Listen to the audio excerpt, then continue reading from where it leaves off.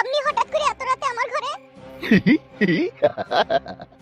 তুমি একজন একা মহিলা একা ঘরে শুয়ে রয়েছো, আর আমার মতো একজন জ্ঞানী গুণী ব্যক্তি এমএলএ সাহেব আপনার সাথে দেখা করতে এসেছে, আপনি বুঝেন না? না, বুঝতে পারলাম না, কি হয়েছে বলুন না। সত্যিই বুঝোনি? বলছি তো না। দেখো রূপা, আমি রাতে তোমার সাথে দেখা করতে এসেছি মানে সবই তো তোমার বোঝা উচিত। আমি বুঝি না, আপনি কি চান বলুন তো? কেন, তোমার স্বামী ফুটু তোমাকে এই বিষয়ে কিছু বলেনি? না, কিছু বলেনি। কি হয়েছে বলুন তো? আমি যে 2 লাখ টাকা ফুটুকে দিয়েছি এই ঘর বাড়ি করার লেগে, আর ফুটু তোমাকে কিছুই বলেনি? সে তো আমি জানি, আপনি 2 লাখ টাকা দিয়েছেন ঘর বাড়ি করার লেগে, কিন্তু এত রাত থেকে নেচ্ছেন সেটা তো বলেনি। ফুটু মারবো বলে বালমুখী আমার, বুঝেও বুঝে না মনে হচ্ছে। আমি ওকে 2 লাখ টাকা দেওয়ার সময় বলে দিলাম যে তোর বইয়ের প্রতি তুই যতটা অধিকার থাকবে আমারও ততটা অধিকার থাকবে। এ কি বলছেন আপনি? ঠিকই বলছি তোমাকে। চলো বিছানার উপরে শও, আমার আবার হাতে সময় খুব কম।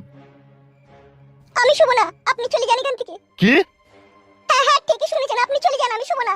তাহলে 2 লাখ টাকাটা আমি গান মারাই দিয়ে দিলাম নাকি বাড়ি ঘর করার লিগে? আমি যদি তোমার সাথে সহবাস করতে না পারবো, তোমার সাথে গল্প করতে না পারবো, টাকাটা মান নেই ছিল নাকি আমার? তাই তোমাকে দেবো আমি? এতক্ষণে বুঝতে পেরেছি আপনি কেন টাকাটা দিয়েছিলেন। বুঝেছো? সেখান তাহলে চিত হই সও। আমি শুভ না। ই কি রে? এই কিরে লয়, আমি শুভ না।